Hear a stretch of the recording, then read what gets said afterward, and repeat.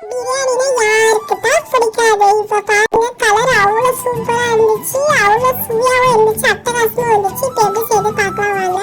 எண்ணெய் ஊற்றிக்கலாம். எண்ணெய் ஊற்றிட்டு பிரியாணி ஸ்பைஸாக போட்டு வெங்காயம் போட்டுக்கலாம். வெங்காயம் போட்டு நல்லா ப்ரௌனிஷ் ஆகிட்டு பிறகு இஞ்சி பூண்டு பேஸ்ட் போட்டுக்கணும். இஞ்சி பூண்டு பேஸ்ட்டு போட்டு நல்லா வதக்கிடணும். அதுக்கப்புறமா பச்சை மிளகா ஒரு 5-6 போட்டுக்கினேன். ஸோ 5-6 பச்சை மிளகா போட்டுட்டு புதினா ஒரு கட்டு, அப்புறமா கொத்தமல்லி ஒரு கட்டு, இது ரெண்டுமே நல்லா வதக்கிக்கணும். வதக்கிக்கிட்டு ஸோ அதுக்கு சால்ட்டு கொஞ்சம் போட்டுக்கிறேன். தயிர் நல்லா போட்டு வதக்கிட்டு அது நல்லா கிரேவி மாதிரி வந்துடும்.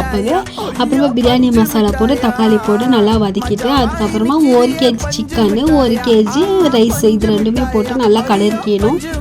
இது ரெண்டுமே போட்டு கலரிட்டு நான் 8 கிளாஸ் தண்ணி ஊற்றிருக்கேன். அப்புறமா தேவையான உப்பு போட்டு லாஸ்ட்டில் புதினாவும் எலுமிச்சை பாலும் தூவி விட்டுட்டு இப்போ தம் போட போகிறேன். அதாவது கீழே வந்துட்டு தவா வச்சுட்டு அது மேலே அந்த பிரியாணி வச்சுட்டு அது மேலே கொஞ்சம் பாரமாக வச்சுட்டு